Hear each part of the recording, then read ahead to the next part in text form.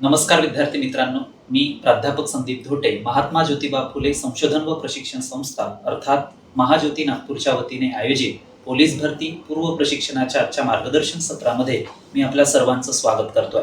मित्रांनो, यापूर्वीच्या मार्गदर्शन सत्रामध्ये आपण बंगालचे गव्हर्नर्स, त्यानंतर बंगालचे गव्हर्नर जनरल्स यांच्या कामगिरीविषयी किंवा त्यांच्या कारकिर्दीतील महत्त्वपूर्ण घटनांविषयीचा आढावा घेतला होता. मित्रांनो, आजच्या मार्गदर्शन सत्रामध्ये आपण भारताचे गव्हर्नर जनरल्स त्यांच्या कामगिरीविषयी किंवा त्यांच्या कारकिर्दीतील घडलेल्या महत्त्वपूर्ण घटनांविषयीचा आढावा घेणार आहोत. तर मित्रांनो, सन 1833च्या चार्टर ऍक्ट नुसार बंगालचा गव्हर्नर जनरल हा भारताचा गव्हर्नर जनरल म्हणून ओळखला जाऊ लागला. त्या अनुषंगाने समजा आपण 1833च्या चार्टर ऍक्टच्या संदर्भामध्ये जर सांगितलं तर अशा पद्धतीचे वेगवेगळे प्रश्न आपल्याला येणाऱ्या पोलीस भरती लेखी परीक्षेमध्ये विचारले जाऊ शकतात. जसं की बंगालचा पहिला गव्हर्नर कोण होता, त्यानंतर बंगालचा शेवटचा गव्हर्नर कोण ठरला, त्यानंतर कुठल्या कायद्यानुसार बंगालच्या गव्हर्नरला बंगालचा गव्हर्नर जनरल म्हणून ओळखल्या जाऊ लागलं आणि कुठल्या कायद्यानुसार बंगालचा गव्हर्नर जनरल हा भारताचा गव्हर्नर जनरल म्हणून ओळखला जाऊ लागला. त्या अनुषंगाने या 1833च्या चार्टर ऍक्ट नुसार बंगालच्या गव्हर्नर जनरलला भारताचा गव्हर्नर जनरल असं म्हटलं गेलं होतं. ठीक आहे, तर त्या अनुषंगाने आपण आजच्या मार्गदर्शन सत्रामध्ये भारताच्या गव्हर्नर जनरल्सच्या कारकिर्दीतील महत्त्वपूर्ण घटनांचा आढावा या ठिकाणी घेण्याचा प्रयत्न करणार आहोत. तर सर्वप्रथम आपण लॉर्ड विल्यम बेंटिक यांच्या कारकिर्दीबद्दलची माहिती अभ्यासणार आहोत. तर लॉर्ड विल्यम बेंटिक हा भारताचा गव्हर्नर जनरल म्हणून सन 1828 ते 1835 पर्यंत कार्यरत होता. मित्रांनो, एक गोष्ट लक्षात ठेवायची आहे की भारताचा गव्हर्नर जनरल म्हणून लॉर्ड विल्यम बेंटिक हा कार्यरत असतानाच 1833चा चार्टर ऍक्ट जो आहे तो संमत करण्यात आला होता. आणि त्या अनुषंगाने समजा जर आपण पाहिलं तर 1828 ते 1833 पर्यंत हा बंगालचा गव्हर्नर जनरल म्हणून कार्यरत होता आणि त्यानंतर याच्याच कारकिर्दीमध्ये पारित झालेल्या सन 1833च्या चार्टर ऍक्ट नुसार हा भारताचा गव्हर्नर जनरल म्हणून ओळखला जाऊ लागला होता. तर याच्या कारकिर्दीतील काही महत्त्वपूर्ण घटनांचा आढावा आपण या ठिकाणी घेण्याचा प्रयत्न करणार आहोत. तर सर्वप्रथम बघा की लॉर्ड विल्यम बेंटिक हा उदारमतवादी, त्यानंतर भारतामध्ये सर्वाधिक लोकप्रिय आणि समाज सुधारणेला चालना देणारा व भारताचा पहिला गव्हर्नर जनरल म्हणून ओळखला जातो. ठीक आहे, त्यानंतर जर म्हणूयात आपण तर भारताचा गव्हर्नर जनरल किंवा बंगालचा गव्हर्नर जनरल बनण्याआधी लॉर्ड विल्यम बेंटिक हा मद्रास प्रांताचा गव्हर्नर म्हणून कार्यरत होता. कधी तर सन 1803 ते 1807 या दरम्यान तो मद्रास प्रांताचा गव्हर्नर म्हणून कार्यरत होता. ही सुद्धा गोष्ट आपल्याला या ठिकाणी लक्षात ठेवायची. त्याच्यानंतर याच्या कारकिर्दीमध्ये अशा काही महत्त्वपूर्ण घटना ज्या आहेत त्या घटना घडल्या. ठीक आहे, की हा भारताच्या इतिहासामध्ये अतिशय लोकप्रिय असा भारताचा गव्हर्नर जनरल ठरलेला होता. भारताचा पहिला गव्हर्नर जनरल म्हणून ओळखल्या जाणाऱ्या लॉर्ड विल्यम बेंटिकच्या कारकिर्दीतील अतिशय महत्त्वपूर्ण घटना म्हणजे 4 एप्रिल 1829 मध्ये लॉर्ड विल्यम बेंटिक याने बंगाल प्रांतामध्ये सती प्रथा बंदीचा जो कायदा आहे तो कायदा संमत केला होता. त्यासाठी भारतीय प्रबोधनाचे अग्रदूत म्हणून ओळखले जाणारे राजा राम मोहन रॉय यांनी सातत्याने ही सती प्रथा सारखी अनिष्ट चालीरीती प्रथा बंद व्हावी यासाठी पुढाकार घेतला होता. तर मुंबई महाराष्ट्रामधून जगन्नाथ उर्फ नाना शंकर सेठ यांनी सुद्धा या सती प्रथा बंदीच्या कायद्यासाठी लॉर्ड विल्यम बेंटिक यांचा पाठपुरावा केला होता. ही सुद्धा गोष्ट मित्रांनो आपल्याला या ठिकाणी लक्षात ठेवायची आहे. ठीक आहे, आता 4 एप्रिल 1829 मध्ये हा कायदा फक्त आणि फक्त बंगाल प्रांतामध्ये लागू करण्यात आला होता. त्यानंतर वर्षभरानंतर आपल्याला म्हणता येईल म्हणजेच 1830 मध्ये हा सती प्रथा बंदीचा कायदा बंगाल बरोबरच मुंबई आणि मद्रास प्रांतामध्ये सुद्धा लागू करण्यात आला होता. मित्रांनो, भारतामध्ये पूर्वीपारपासून चालत आलेल्या अनिष्ट चालीरीती प्रथा परंपरांमध्ये सती प्रथा असेल, त्यानंतर बालविवाह असेल, विधवा पुनर्विवाह बंदी असेल यांचा उल्लेख केला जातो. मित्रांनो, सती प्रथा बंदीच्या संदर्भामध्ये जर सांगितलं तर भारतामध्ये बालविवाह प्रथा अस्तित्वात असल्याने खूप लहान वयामध्ये मुलींची लग्न केली जात होती आणि तशातच समजा तिचा नवरा किंवा पतीचं निधन झालं तर खूप कुमार वयामध्ये त्यांना वैधव्य प्राप्त होत होतं. मात्र ही जी सती प्रथा असेल अतिशय अमानुष प्रकारची आणि रानटी प्रकारची प्रथा होती हे आपल्याला समजेल. का? कारण मित्रांनो, सती प्रथेमध्ये एखाद्या पत्नीच्या पतीचं निधन झाल्यानंतर त्या पत्नीला त्याच्या अंत्ययात्रेसमोर नववधूच्या वेशामध्ये चितेसमोर चालावं लागत होतं. शिवाय जर म्हणू आपण तर अंतिम संस्कारासाठी स्मशानभूमीमध्ये गेल्यानंतर ढोल ताशे वाजवले जायचे. शिवाय त्या नववधूच्या अंगावरतील दागदागिने हे त्या अंतिम संस्काराचा पूजाविधी किंवा धार्मिक विधी पार पाडणारा जो पुरोहित किंवा भटजी असायचा त्याला दान म्हणून दिले जात असायचे. त्याच्यामुळे ब्राह्मण वर्गाकडून सुद्धा आतापर्यंत या सतीप्रथेला विरोध झाला नव्हता. या उलट म्हणता येईल आपल्याला की ज्यावेळी त्या पतीच्या चितेला आग लावली जायची त्यावेळी त्याच्या विधवा पत्नीला त्याच्या चितेमध्ये उडी घ्यावी लागत होती. किंबहुना समजा जर ती उडी घेत नसेल तर जबरदस्तीने तिला त्या आगीमध्ये ढकललं जायचं. ठीक आहे. आणि समजा त्या आगीमधून किंवा चितेमधून बाहेर पडण्याचा त्या विधवा पत्नीने प्रयत्न केला तर अंतिम संस्कारासाठी गेलेले लोक बांबूच्या काठ्या घेऊन त्या विधवा पत्नीला परत त्या पतीच्या चितेमध्ये ढकलण्याचं काम करायचं. ठीक आहे. आणि तिच्या आक्रांताचा जो काही आवाज असेल तो आवाज गावाच्या वेशीपर्यंत ऐकू जाऊ नये यासाठी मोठ्या प्रमाणामध्ये किंवा मोठ्या आवाजामध्ये म्हणता येईल आपल्याला तर ढोल ताशे वाजवले जायचे. आणि म्हणूनच आपल्याला माहिती असेल की बऱ्याचशा गावांमध्ये आपल्याला अशा पद्धतीची एक प्रथा दिसते आजही की अंतिम संस्कारासाठी स्त्रियांना स्मशानभूमीमध्ये स्थान दिलं जात नाही. त्यामागचं जे विशेष कारण म्हणता येईल आपल्याला इथे दडलेलं आहे. ठीक आहे. तर अशा पद्धतीची ही जी अमानुष प्रथा होती ही अमानुष प्रथा बंद व्हावी यासाठी भारताचा पहिला गव्हर्नर जनरल म्हणून ओळखल्या जाणाऱ्या या लॉर्ड विल्यम बेंटिक ने या सतीप्रथा बंदीचा कायदा पारित करून भारतातील कित्येक विधवा महिलांचं जीव वाचवण्याचं काम केलं होतं. ते सुद्धा आपल्याला प्रकर्षाने या ठिकाणी सांगावं लागेल. ठीक आहे. चल तर अशा पद्धतीची एक सतीप्रथा बंदीचा कायदा लॉर्ड विल्यम बेंटिक यांनी आपल्या कारकिर्दीमध्ये केला होता, ज्यासाठी भारतीय प्रबोधनाचे अग्रदूत असलेले राजा राम मोहन रॉय आणि आपल्या महाराष्ट्रातील जगन्नाथ उर्फ नाना शंकर सेठ यांनी या सतीप्रथा बंदीचा पाठपुरावा केला होता. ठीक आहे. चल नेक्स्ट पाहूयात आपण. त्यानंतर पहा लॉर्ड विल्यम बेंटिकच्याच कारकिर्दीमध्ये जे ठग होती एक लुटारू टोळी होती. प्रवाशांना म्हणू आपण लुटून त्यांच्याकडून जे काही धन असेल संपत्ती असेल ते लुटण्याचं काम या ठगांकडून केलं जात होतं. ठीक आहे. तर लॉर्ड विल्यम बेंटिकच्या कारकिर्दीमध्ये कर्नल स्लीमनच्या मदतीने या ठगांचा बंदोबस्त करण्यात आला होता. त्याच्यानंतर म्हणूयात आपण तर याच्याच कारकिर्दीतील अतिशय महत्वपूर्ण घटना म्हणून जिचा उल्लेख करता येईल तर अराजक आणि अव्यवस्थेच्या कारणावरून जैतिया व म्हैसूर सन 1831 मध्ये तर कुर्ग व कच्छ 1834 मध्ये ही राज्ये खालसा करण्यात आली होती. ठीक आहे. त्यानंतर जर पाहायला आपण तर सन 1833 मध्ये याच भारताच्या गव्हर्नर जनरलच्या कारकिर्दीमध्ये म्हणजेच लॉर्ड विल्यम बेंटिकच्या कारकिर्दीमध्ये 1833 चा चार्टर ऍक्ट संमत करण्यात आला होता. आता 1833च्या चार्टर ऍक्ट मध्ये काही महत्वपूर्ण तरतुदींचा समावेश करण्यात आला होता. त्यातल्या महत्वपूर्ण तरतुदी म्हणजे पहिली तरतूद आपल्याला या ठिकाणी सांगता येईल की 1813चा चार्टर ऍक्ट ज्यावेळी मी आपल्याला सांगितलं होतं तर 1813च्या चार्टर ऍक्ट नुसार भारतातील ब्रिटिश ईस्ट इंडिया कंपनीचा जो व्यापार आहे या व्यापारावरती बंधने लादण्यात आली होती. म्हणजेच काय तर भारतातील जो व्यापार असेल हा व्यापार सर्व युरोपियनांसाठी खुला करण्यात आला होता. फक्त चहाचा आणि चीनशी होणारा जो व्यापार असेल हा चीनशी होणारा व्यापार फक्त ब्रिटिश ईस्ट इंडिया कंपनीकडे ठेवण्यात आला होता. आता या पुढे जाऊन 1833च्या चार्टर ऍक्ट मध्ये काय तरतूद करण्यात आली तर फक्त चहाचा आणि चीनशी असणारा जो व्यापार असेल हा ब्रिटिश ईस्ट इंडिया कंपनीकडे होता. मात्र 1833च्या चार्टर ऍक्ट नुसार चहाचा किंवा चीनशी होणारा जो व्यापार असेल ब्रिटिश ईस्ट इंडिया कंपनीचा तो सुद्धा संपुष्टात आणून भारतातील सर्व व्यापार हा युरोपियनांसाठी खुला करण्यात आला होता. याचाच अर्थ काय की भारतामध्ये ब्रिटिश ईस्ट इंडिया कंपनीची स्थापना झाल्यापासून म्हणूयात आपण ठीक आहे की ती व्यापारी कंपनी असण्याबरोबरच एक राजकीय कंपनी सुद्धा होती. मात्र कसल्याच प्रकारचा जो व्यापार असेल या व्यापारावरती 1833च्या चार्टर ऍक्ट नुसार बंधने घालण्यात आली.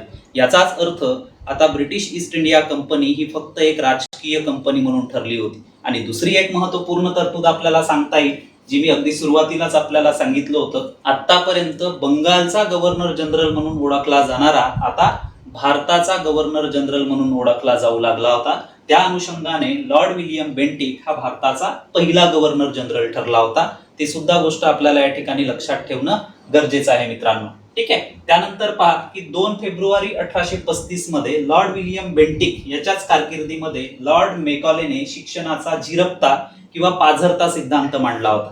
आता हा शिक्षणाचा झिरपता सिद्धांत किंवा पाझरता सिद्धांत नेमका काय होता तर लॉर्ड मेकॉलेचं म्हणणं होतं की समाजातील उच्चवर्णीयांना आधी शिक्षित करा, त्यानंतर हळूहळू ते शिक्षण खालच्या तळापर्यंत किंवा तळागाळातील लोकांपर्यंत पोहोचेल. मात्र मित्रांनो, भारतातील समाज सुधारकांकडून मात्र या लॉर्ड मेकॉलेच्या शिक्षणाच्या झिरपत्या सिद्धांताला विरोध झाला होता. कारण वर्षानुवर्ष समजा जर आपण भारतातली एक सामाजिक व्यवस्था पाहिली तर भारतामध्ये ब्राह्मण, क्षत्रिय, वैश्य आणि शूद्र अशा पद्धतीची चातुर्वर्ण वर्ण व्यवस्था आपल्याला दिसत होती. आणि त्यामध्ये ब्राह्मणांनी धार्मिक विधी पूजापाठ करावी, क्षत्रियांनी राज्याचं संरक्षण करावं, राज्याचा राज्यकारभार पाहावा, वैश्यांनी शेती पशुपालन व्यापार करावा आणि क्षुद्रांनी वरील तीनही वर्णांची सेवा करावी, स्वच्छतेची कामं करावी, अशा पद्धतीचे धार्मिक नियम किंवा दंडक घातले गेले होते. मात्र आतापर्यंतच्या भारतीय इतिहासामध्ये कधीच उच्चवर्णीयांना प्राप्त असलेला जो शिक्षणाचा अधिकार असेल तो शिक्षणाचा अधिकार तळागाळापर्यंत म्हणजे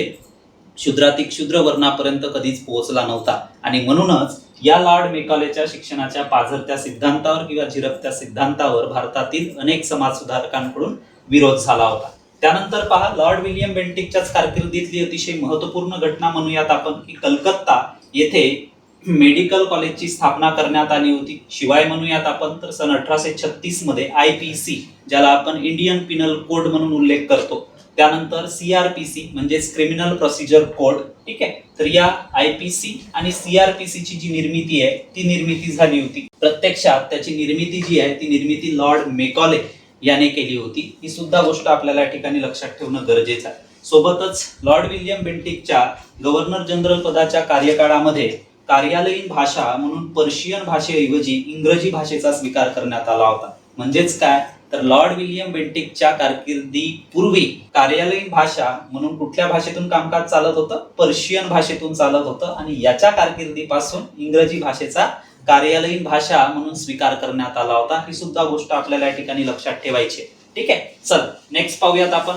त्यानंतर पहा की लॉर्ड विल्यम बेंटिक यांच्या कारकिर्दीमध्ये सन 1828 मध्ये इनाम कमिशनची नियुक्ती करण्यात आली होती. इनाम कमिशनची. ठीक आहे, त्यानंतर जर म्हणूयात आपण तर अलाहाबाद या ठिकाणी रेव्हेन्यू बोर्डची सुद्धा स्थापना करण्यात आली होती. या उलट सैनिकांना शांततेच्या काळामध्ये मिळणारा जो अर्धा भत्ता असेल तो अर्धा भत्ता बंद करण्यात आला होता. मात्र कलकत्ता येथील सहभागी असलेल्या सैनिकांना मात्र हा जो भत्ता असेल शांततेच्या काळात मिळणारा अर्धा भत्ता तो मात्र कायम ठेवण्यात आला होता. कारण आपल्याला माहिती आहे की ब्रिटिश ईस्ट इंडिया कंपनीची स्थापना किंवा ब्रिटिश सत्तेचा पाया जो आहे तो पाया सर्वप्रथम बंगाल प्रांतामध्येच रोवला गेला होता. आणि प्रशासनाच्या दृष्टीने म्हणता येईल आपल्याला किंवा राज्यकारभाराच्या दृष्टीने ब्रिटिश ईस्ट इंडिया कंपनी ही कलकत्ता इथूनच या संपूर्ण प्रांतांचा राज्यकारभार जी आहे ती कार्यान्वित करत होती. आणि म्हणूनच अगदी सुरुवातीपासून जर आपण पाहिलं तर बंगालचा गव्हर्नर जनरल याचाच अर्थ काय, तर ब्रिटिश ईस्ट इंडिया कंपनीचं सुरुवातीच्या काळामध्ये जे हेडक्वार्टर आहे ते हेडक्वार्टर काय होतं, तर कलकत्ता होतं. आणि म्हणूनच सर्व प्रकारच्या प्रांतातील लेफ्टनंट गव्हर्नरांवरती या बंगालच्या गव्हर्नरांचं किंवा बंगालच्या गव्हर्नर जनरलांचं नियंत्रण होतं. ती सुद्धा गोष्ट आपल्याला या ठिकाणी लक्षात ठेवायची. ठीक आहे, त्यानंतर पहा की कलेक्टर आणि जिल्हा मॅजिस्ट्रेटची जी कामे असतील ती कामे एकाच व्यक्तीच्या हातामध्ये लॉर्ड विल्यम बेंटिकच्या कारकिर्दीमध्ये सोपवण्यात आली होती. आता या संपूर्ण घटनांचा समजा जर आपण या ठिकाणी उल्लेख केला, या शांततेच्या काळात मिळणारा जो अर्धा भत्ता असेल त्याची गोष्ट जर आपण केली किंवा कलेक्टर व जिल्हा मॅजिस्ट्रेटची कामे एकाच व्यक्तीच्या हातामध्ये सोपवण्यात आली, यावरून आपल्याला काय स्पष्ट होते, तर ब्रिटिश ईस्ट इंडिया कंपनीने लॉर्ड विल्यम बेंटिकच्या कारकिर्दीमध्ये जास्तीत जास्त अनावश्यक गोष्टींवर खर्च होत असलेला जो खर्च असेल तो खर्च वाचविण्याचा प्रयत्न किंवा काटकसरीचं जे धोरण आहे ते धोरण लॉर्ड विल्यम बेंटिकच्या कारकिर्दीमध्ये अनुसरण्यात आलं होतं. त्यानंतर बघूयात आपण की आपण पाहिलं की लॉर्ड विल्यम बेंटिकच्या कारकिर्दीमध्ये 1829 मध्ये बंगाल प्रांतात असेल किंवा 1830 मध्ये मुंबई व मद्रास प्रांतात असेल सती प्रथा बंदीचा कायदा करण्यात आला होता. ठीक आहे, तर त्याच पद्धतीने पहा की सती प्रथा या सामाजिक प्रथेवर ज्या पद्धतीने कायदा करून त्याच्यावरती बंदी घालण्यात आली होती, या उलट सती प्रथेस प्रवृत्त करणाऱ्या किंवा सती जाणाऱ्या कुटुंबियांच्या विरोधामध्ये ठीक आहे सदोष मनुष्यवधाचा जो गुन्हा आहे तो गुन्हा या कायद्यानुसार दाखल केला जात होता. तर अशा पद्धतीने म्हणता येईल आपल्याला की एक आक्रमक धोरण लॉर्ड विल्यम बेंटिक यांनी अनुसरलं आणि या सती प्रथेवरती बंदी घातली होती. तर या सामाजिक प्रथेसारखंच अर्भकहत्या व बालबळींवरती सुद्धा लॉर्ड विल्यम बेंटिक यांनी बंदी घालण्याचा प्रयत्न केला होता. ठीक आहे, शिवाय जर म्हणूया आपण तर अर्भकहत्या किंवा बालबळीचं जे प्रमाण होतं ते प्रमाण जी राजस्थान ठीक आहे, माळवा या प्रदेशातील जे काही राजपूत राज्य असतील, त्यानंतर बंगालमधील चौगर बेट असेल, तर या भागामध्ये या अर्भक हत्या किंवा बालबळींची जी प्रथा म्हणूयात आपण, ती प्रथा अस्तित्वात होती. त्यानंतर बघा की पेनिन्सुलर व ओरिएंटल या आगबोट कंपन्यांची सुरुवात सुद्धा लॉर्ड विल्यम बेंटिक यांच्याच कारकिर्दीमध्ये झाली होती. ठीक आहे, तर ही सुद्धा एक गोष्ट आपल्याला या ठिकाणी लक्षात ठेवायची आहे. मित्रांनो, लॉर्ड विल्यम बेंटिक नंतर भारताचा दुसरा गव्हर्नर जनरल म्हणूयात आपण, कारण 1833च्या चार्टर ऍक्ट नुसार लॉर्ड विल्यम बेंटिक हा भारताचा पहिला गव्हर्नर जनरल ठरला होता. ठीक आहे, तर त्या अनुषंगाने चार्ल्स मेटकॉफ जो असेल तो भारताचा दुसरा गव्हर्नर जनरल. तर त्याच्या एकंदर कामगिरीविषयी किंवा त्याच्या कारकिर्दीतील घडलेल्या महत्वपूर्ण घटनांविषयी आपण या ठिकाणी माहिती अभ्यासणार आहोत. तर पहा, भारताचा गव्हर्नर जनरल म्हणून चार्ल्स मेटकॉफ हा सन 1835 ते 1836 या दरम्यान कार्यरत होता आणि चार्ल्स मेटकॉफचा जो उल्लेख आहे तो उल्लेख भारतीय वृत्तपत्र स्वातंत्र्याचा उद्गाता म्हणून केला जातो. आता चार्ल्स मेटकॉफला भारतीय वृत्तपत्र स्वातंत्र्याचा उद्गाता यासाठी म्हटलं जातं कारण यापूर्वी ज्यावेळी आपण लॉर्ड वेल्लस्लीच्या कारकिर्दीतील काही महत्वपूर्ण घटनांविषयीचा आढावा घेतला होता, त्यामध्ये मी आपल्याला सांगितलं होतं की लॉर्ड रिचर्ड वेल्लस्ली याच्या कारकिर्दीमध्ये लॉर्ड वेल्लस्ली याने भारतीय वृत्तपत्रांवरती बंधने लादली होती. त्यासाठी भारतीय वृत्तपत्र पूर्व तपासणी कायदा त्याने आपल्या कारकिर्दीमध्ये पारित केला होता. त्या अनुषंगाने जर आपण पाहिलं तर या कायद्यामुळे भारतामध्ये प्रकाशित होत असलेल्या भारतीय वृत्तपत्रांवरती बंधने लादण्यात आली होती. तर ही सर्व प्रकारची जी बंधने असतील ती बंधने या चार्ल्स मेटकॉफने उठविण्याचा प्रयत्न केला होता. सोबतच म्हणूयात आपण तर भारतीय वृत्तपत्रांना ठीक आहे स्वातंत्र्य बहाल केलं होतं आणि म्हणूनच याचा उल्लेख हा भारतीय वृत्तपत्र स्वातंत्र्याचा उद्गाता म्हणून केला जातो. ठीक आहे, सोबतच म्हणूयात आपण की 1836 मध्ये कंपनीचं जे संचालक मंडळ होतं, तर या कंपनीच्या संचालक मंडळावरती चार्ल्स मेटकॉफ याने टीका केली होती आणि त्याचं बक्षीस जे आहे ते बक्षीस या चार्ल्स मेटकॉफला लवकरच मिळालं होतं आणि या कंपनीच्या संचालक मंडळावरती टीका करून या चार्ल्स मेटकॉफने आपल्या गव्हर्नर जनरल पदाचा राजीनामा जो आहे तो राजीनामा सुपूर्द केला होता आणि म्हणूनच चार्ल्स मेटकॉफ ठीक आहे याची जी कारकीर्द असेल ती कारकीर्द अतिशय छोटी राहिली होती. ठीक आहे, मात्र याने आपल्या कारकिर्दीमध्ये म्हणता येईल आपल्याला की भारतीय वृत्तपत्रांना स्वातंत्र्य देऊन ठीक आहे एक महत्वपूर्ण जे कार्य आहे ते कार्य भारतीयांच्या दृष्टीने केलं होतं. ठीक आहे, चल नेक्स्ट पाहूयात आपण.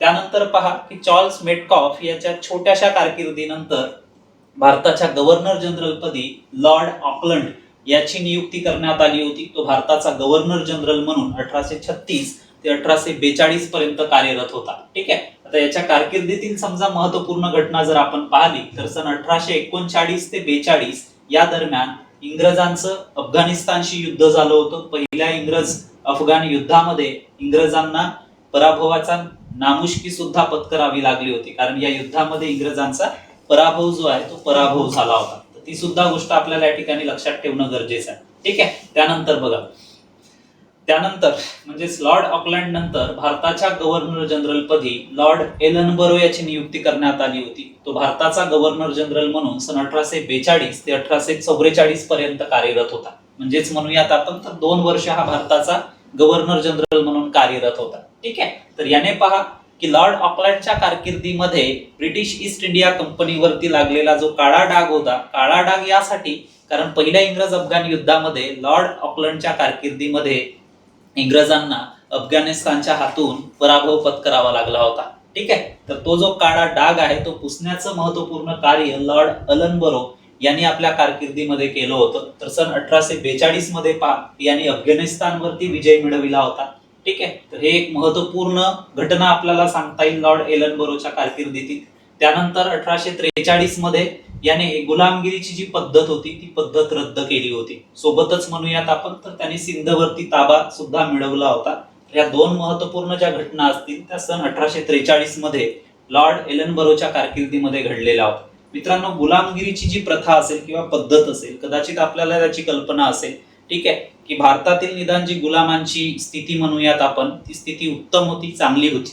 मात्र दक्षिण आफ्रिका असेल, त्यानंतर दक्षिण अमेरिका असेल यासारख्या देशांमध्ये मात्र या गुलामांची जी स्थिती म्हणता येईल आपल्याला ती स्थिती अतिशय वाईट होती. ठीक आहे, कारण म्हणूयात आपण या गुलामगिरीच्या पद्धतीमुळे कित्येक लोकांना अनेक प्रकारचे अन्याय आणि अत्याचार सहन करावे लागत होते. ठीक आहे. तर अशा या गुलामगिरीची जी पद्धत असेल ती पद्धत लॉर्ड एलनबरो यांनी बंद केली होती. ठीक आहे. त्यानंतर बघा की लॉर्ड एलनबरोच्या कारकिर्दीमध्ये लॉर्ड एलनबरोने डेप्युटी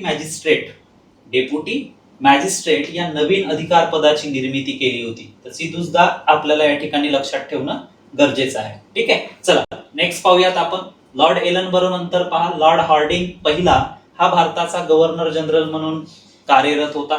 त्यानंतर तो सन 1844 ते 48 पर्यंत भारताच्या गव्हर्नर जनरल पदी विराजमान होता. याच्या कारकिर्दीतील महत्वपूर्ण घटनांचा आढावा घेण्याचा जर आपण प्रयत्न केला तर याच्या कारकिर्दीतील एक महत्वपूर्ण घटना म्हणून जिचा उल्लेख करता येईल ती म्हणजे सन 1845 ते 46 या दरम्यान पहिले इंग्रज शीख युद्ध उद्भवलं होतं आणि या पहिल्या इंग्रज शीख युद्धामध्ये मात्र इंग्रजांनी शिखांचा पराभव केला होता. त्यानंतर लाहोरच्या तहाने या पहिल्या इंग्रज शीख युद्धाची समाप्ती सुद्धा झाली होती. आणि ही तर घटना असेल, ही घटना मित्रांनो लक्षात ठेवायचं आहे परीक्षेच्या दृष्टिकोनातून की आज भारतातील जी काही सरकारी कार्यालय आहेत या सरकारी कार्यालयांना जी साप्ताहिक सुट्टी रविवारी या दिवशी दिली जाते तर त्या प्रथेची सुरुवात लॉर्ड हार्डिंग पहिला याच्याच कारकिर्दीमध्ये झाली होती. सरकारी कार्यालयांना रविवारी सुट्टी देण्याची जी प्रथा आहे या प्रथेची सुरुवात लॉर्ड हार्डिंग पहिला या भारताच्या गव्हर्नर जनरलच्या कारकिर्दीपासून सुरू झाली.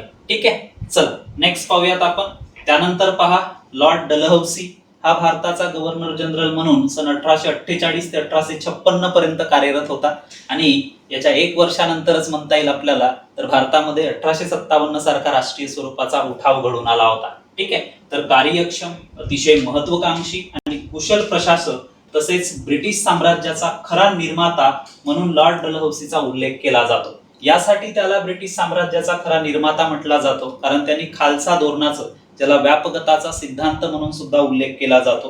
तर या खालसा धोरणाचा अवलंब करून ब्रिटिश साम्राज्याचा साम्राज्य विस्तार करण्याचं जे कार्य आहे ते कार्य या लॉर्ड डलहौसीने आपल्या कार्यकाळामध्ये केलं होतं. शिवाय आपल्याला असं सुद्धा म्हणता येईल की बऱ्याचशा सामाजिक सुधारणा, विधवा पुनर्विवाह बंदीसारखा कायदा, सोबतच म्हणूयात आपण तर भौतिक व दळणवळणाच्या सोयी सुविधा सुद्धा याच्याच कारकिर्दीमध्ये निर्माण झाल्या होत्या की ज्याचा फायदा 1857 चा राष्ट्रीय स्वरूपाचा जो उठाव असेल त्या उठावाचं दमन करण्यासाठी ब्रिटिशांना याने निर्माण केलेल्या भौतिक व दळणवळणाच्या सोयी सुविधांचा नक्कीच फायदा झाला होता. ठीक आहे. तर अशा पद्धतीने म्हणूनच लॉर्ड डलहौसीला भारताचा पहिला वास्तविक गव्हर्नर जनरल म्हटलं जातं. या संपूर्ण त्याच्या योगदानामुळेच त्याचा उल्लेख काय केला जातो तर भारताचा पहिला वास्तविक गव्हर्नर जनरल म्हणून केला जातो. तर याच्या कारकिर्दीमध्ये बघा सन 1848 ते 49 या दरम्यान दुसरे इंग्रज शीख युद्ध पार पडलं होतं. मात्र या दुसऱ्या इंग्रज शीख युद्धामध्ये इंग्रजांनी शिखांचा निर्णायक पराभव केला होता. त्यानंतर महाराणा रणजित सिंहाचा जो मुलगा होता, अल्पवयीन मुलगा ज्याचं नाव होतं दलीप सिंह आणि त्याची जी आई होती जिंदन कौर, ठीक आहे, यांना पेन्शन देऊन त्यांची जी रवानगी आहे ती इंग्लंडला करण्यात आली होती. ठीक आहे. सोबतच शीख साम्राज्याचा अभिमान म्हणून ओळखला जाणारा जो कोहिनूर हिरा होता तर कोहिनूर हिरा सुद्धा इंग्रजांना याच दलीप सिंग आणि त्याची आई राणी जिंदन कौर यांच्या खजिन्यातून मिळाला होता. ठीक आहे. तर ती सुद्धा गोष्ट आपल्याला या ठिकाणी लक्षात ठेवणं गरजेचं आहे. ठीक आहे. त्यानंतर पहा की 1850 मध्ये दक्षिण सिक्कीमच्या भागावरती इंग्रजांना यश मिळवण्यामध्ये याच लॉर्ड डलहौसीच्या कार्यकाळामध्ये यश मिळालं होतं. ठीक आहे. त्यानंतर 1852 ते 55 या दरम्यान दुसरे इंग्रज बर्मा युद्ध उद्भवलं होतं. ठीक आहे. आपण पहिले इंग्रज बर्मा युद्धाबद्दलची माहिती पाहिली होती.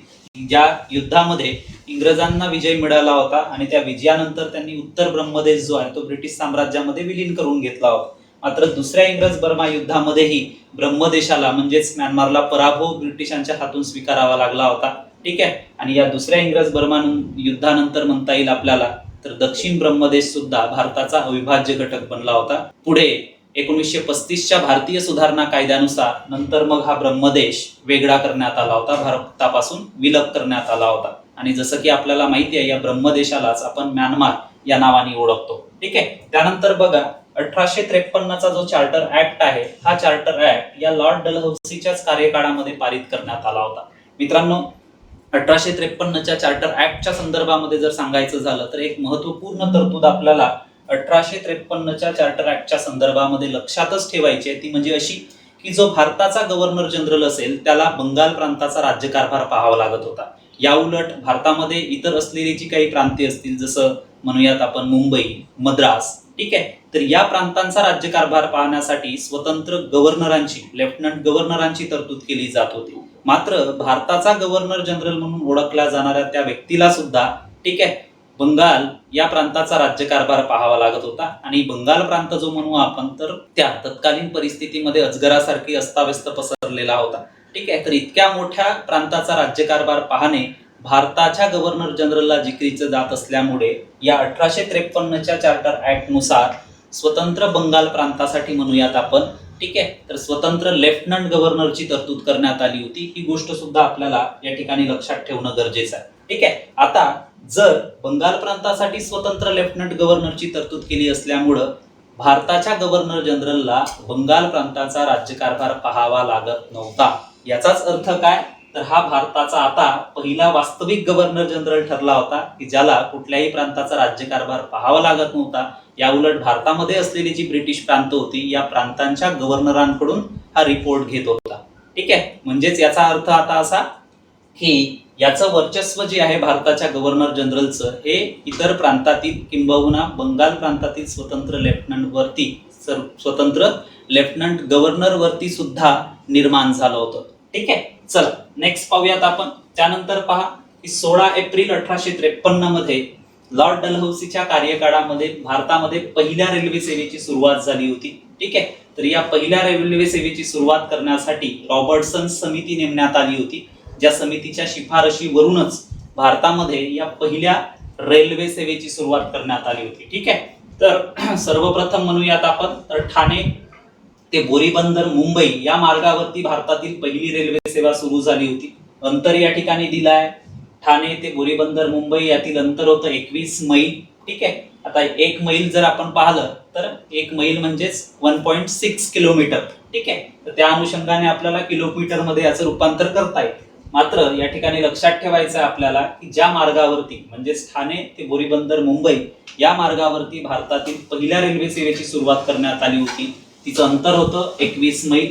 आणि हे 21 मैल अंतर कापण्यासाठी या रेल्वेला किती वेळ लागत होता, तर 45 मिनिट इतका वेळ जो आहे, हा इतका वेळ या रेल्वेला पार करण्यासाठी लागत होता. सोबतच म्हणूयात आपण, तर ही जी पहिली रेल्वे सेवा सुरू करण्यात आली होती, तर त्यासाठी 14 डब्बे जे आहेत, ते 14 डब्बे रेल्वे इंजिनला लावण्यात आलं होतं. 3 प्रकारचे रेल्वे इंजिन्स निर्माण करण्यात आले होते. त्याला 3 नावं सुद्धा देण्यात आली होती, सिंध, साहिब आणि सुलतान. अशा प्रकारचे 3 रेल्वे इंजिन्स होते. त्यानंतर पहा, लॉर्ड डलहौसीच्याच कार्यकाळामध्ये सन 1852 मध्ये तार सेवेची म्हणजेच टेलिग्राफ या सेवेची सुरुवात करण्यात आली होती. त्याची जी पहिली लाईन असेल, ती पहिली लाईन कलकत्ता ते डायमंड हार्बर या 2 शहरादरम्यान टाकण्यात आली होती.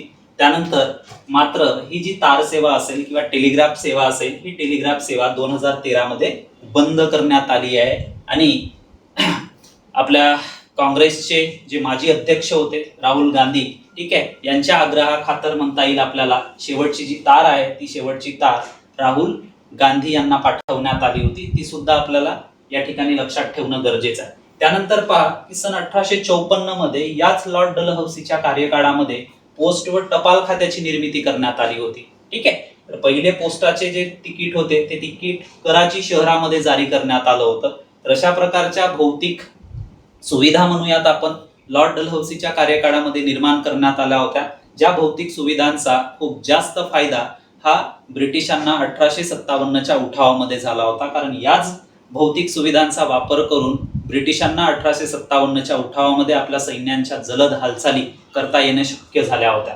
ठीक आहे, चल नेक्स्ट पाहूयात आपण. त्यानंतर पहा 1854 मध्ये वुड्सचा खलिता जो आहे, तो खलिता प्रसिद्ध करण्यात आला होता, ज्याचा उल्लेख भारतीय शिक्षणाचा मॅग्ना कार्टा म्हणून ओळखलं जातं. आता याला भारतीय शिक्षणाचा मॅग्ना कार्टा का म्हणून ओळखलं जातं, कारण यापूर्वी सुद्धा आपण 1813चा चार्टर ऍक्ट अभ्यासला होता की ज्या कायद्यानुसार भारतातील प्रजाजनांच्या शिक्षण व्यवस्थेसाठी ब्रिटिश ईस्ट इंडिया कंपनीने दरवर्षी 1 लाख रुपये खर्च करावेत अशा पद्धतीची तरतूद करण्यात आली होती. मात्र ब्रिटिशांविरुद्धच्या असंतोषापोटी म्हणता येईल आपल्याला की भारतामध्ये पाहिजे त्या प्रमाणामध्ये पाश्चात्य शिक्षणाचा जो प्रसार आहे, तो प्रसार घडून आला नव्हता. मात्र नंतरच्या कालावधीमध्ये म्हणता येईल आपल्याला, लॉर्ड डलहौसीच्या कार्यकाळामध्ये म्हणता येईल आपल्याला या वुड्सच्या खलित्यामुळे बरेचसे म्हणजे भारतातील शिक्षण व्यवस्थेमध्ये परिवर्तन घडवून आणण्याचा प्रयत्न पहिल्यांदा झाला होता. मातृभाषेतून शिक्षण जे आहे प्राथमिक पातळीवरती मातृभाषेतून शिक्षण देण्यात यावं. त्याच्यानंतर हायस्कूले आणि महाविद्यालयांमध्ये सेमी इंग्रजी, ठीक आहे, अशा पद्धतीची जी शिक्षण व्यवस्था आहे ती शिक्षण व्यवस्था या वुड्सच्या खलित्यामधून निर्माण करण्याचा प्रयत्न झाला होता. अर्ल अबरडीनच्या संमिश्र मंत्रिमंडळामध्ये हा नियंत्रण मंडळाचा अध्यक्ष होता. कोण? तर सर चार्ल्स वुड, ज्याने हा खलिता निर्माण केला होता. ठीक आहे. सोबतच म्हणूयात आपण तर मुंबई, मद्रास, कलकत्ता या ठिकाणी विद्यापीठांची स्थापना करण्यात यावी.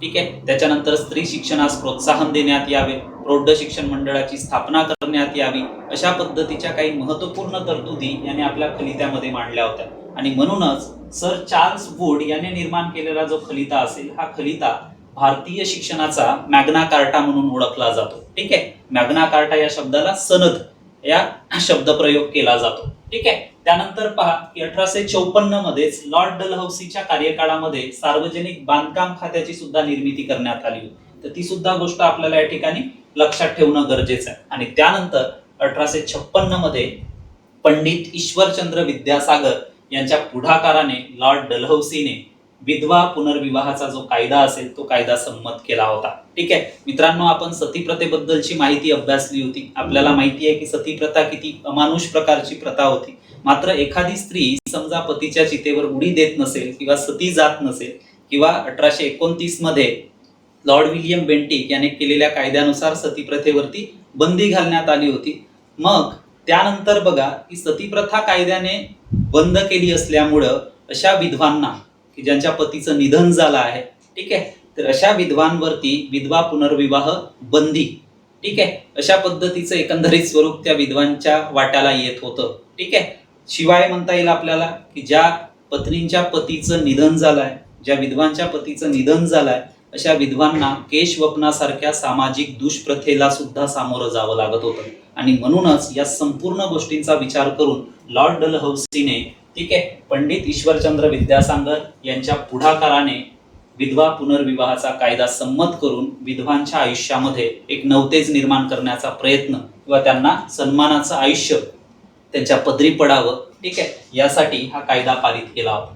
त्यानंतर पहा की रुर्की या ठिकाणी लॉर्ड डलहौसीच्याच कार्यकाळामध्ये इंजिनिअरिंग कॉलेजची स्थापना करण्यात आली होती. सोबतच म्हणूयात आपण तर बंगालच्या तोफखान्याचं जे मुख्यालय आहे ते मुख्यालय कलकत्त्याहून मेरठला स्थलांतरित करण्यात आलं होतं आणि सेनेचं जे मुख्यालय आहे ते मुख्यालय शिमला या ठिकाणी ठेवण्यात आलं होतं. ह्याही दोन महत्त्वपूर्ण ज्या गोष्टी असतील त्या गोष्टी सुद्धा कोणाच्या कार्यकाळामध्ये झाल्या होत्या तर लॉर्ड डलहौसीच्या कार्यकाळामध्ये झाल्या होत्या. त्यानंतर ब्रिटिश फौजांमध्ये किंवा ब्रिटिश सैन्यांमध्ये असलेली जी भारतीय सैनिकांची संख्या आहे ती भारतीय सैनिकांची संख्या कमी करून इंग्रजांच्या संख्येमध्ये किंवा इंग्रज सैनिकांच्या संख्येमध्ये वाढ करण्यात आली होती. ती सुद्धा गोष्ट आपल्याला या ठिकाणी लक्षात ठेवायची आहे. ठीक आहे. चल त्यानंतर पहा की लॉर्ड डलहौसीच्या कारकिर्दीतील त्यांनी उचललेलं एक महत्त्वपूर्ण पाऊल, आपण लॉर्ड डलहौसीने निर्माण केलेल्या भौतिक व दळणवळणाच्या सुविधांबद्दलची माहिती अभ्यासली. त्यांनी विधवा पुनर्विवाह बंदीसारखा कायदा करून,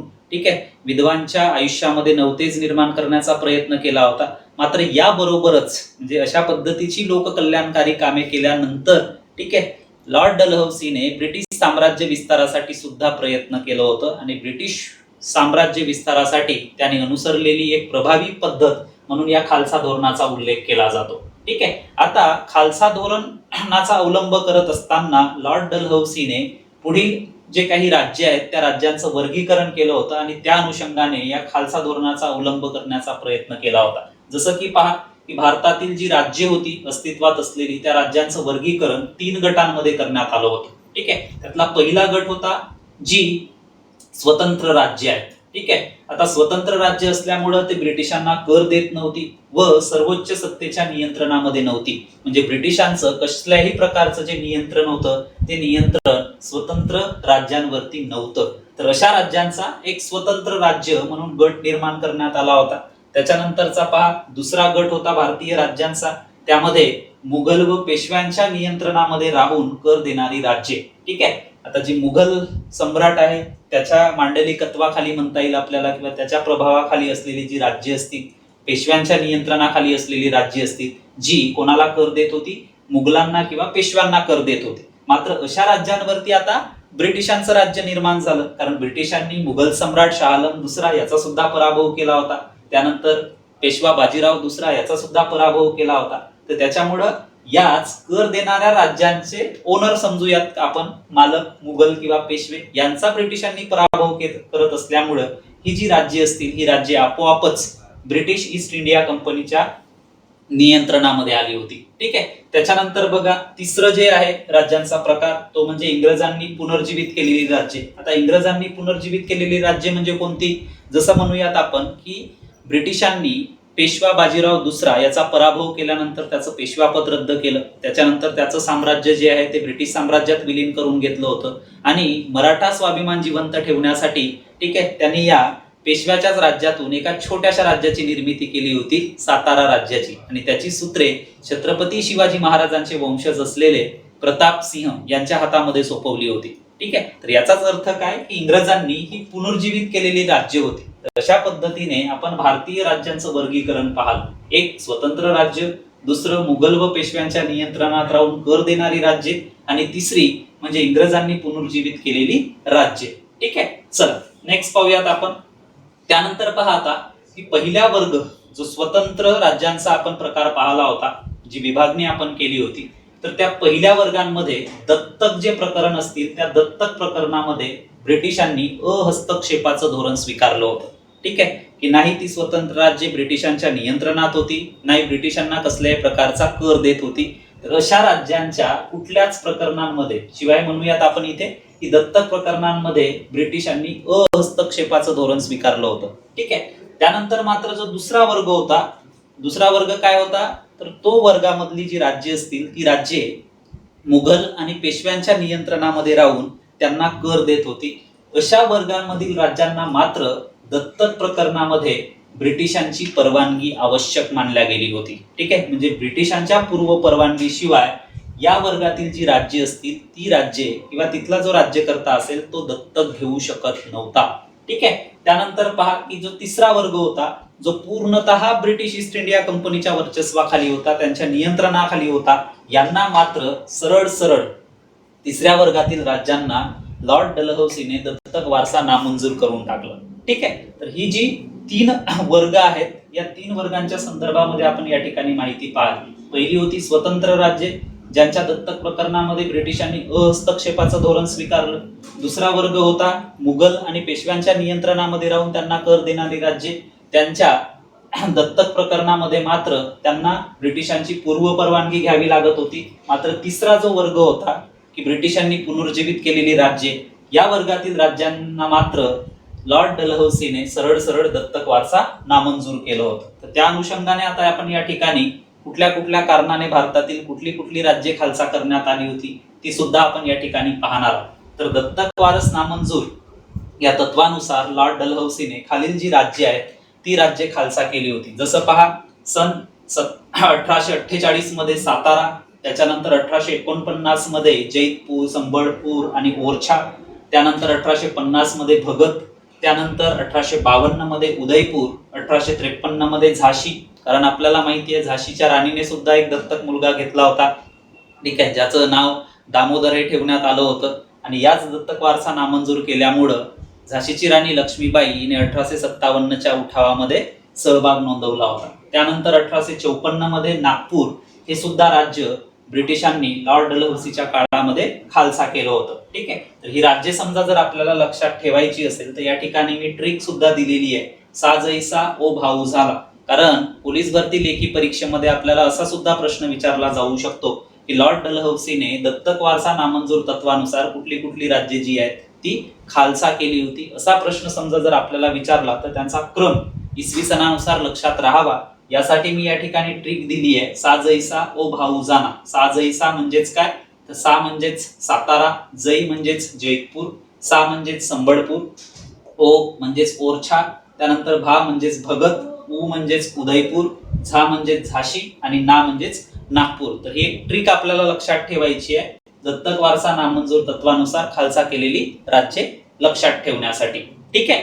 चल नेक्स्ट पाहूयात आपण. त्याच्यानंतर पहा की दत्तक वारसा नामंजूर तत्वानुसार लॉर्ड डलहौसीने जी राज्ये खालसा केली होती त्याच्याबद्दलची माहिती आपण पाहिली. मात्र इतरही कारणांवरून लॉर्ड डलहौसीने भारतातील कित्येक राज्ये ही खालसा करून ब्रिटिश साम्राज्यामध्ये विलीन करून घेतली होती. त्यातलं पहिलं पहा की सन 1853 मध्ये कर्नाटकच्या नवाबाच्या मृत्यूनंतर कर्नाटक लॉर्ड डलहौसीने ब्रिटिश साम्राज्यामध्ये विलीन करून घेतलं होतं.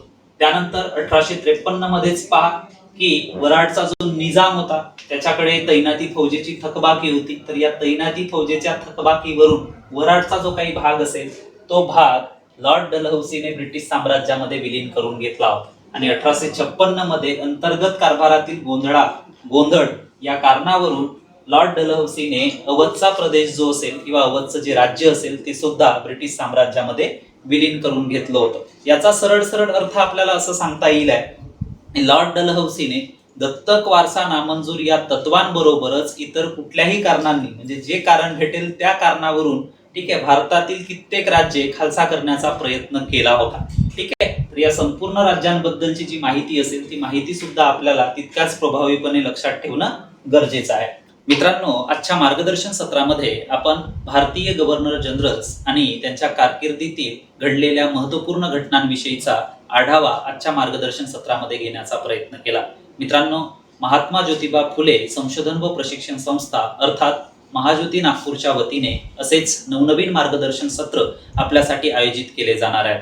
आणि मला आशा आहे की या मार्गदर्शन सत्रांचा फायदा आपल्याला निश्चितच येणाऱ्या पोलीस भरती लेखी परीक्षेमध्ये निश्चितपणे होईल अशी अपेक्षा व्यक्त करतो व मी प्राध्यापक संदीप धोटे आपला निरोप घेतो. पुन्हा भेटूया नवीन मार्गदर्शन सत्रामध्ये. तोपर्यंत नमस्कार, खूप खूप धन्यवाद.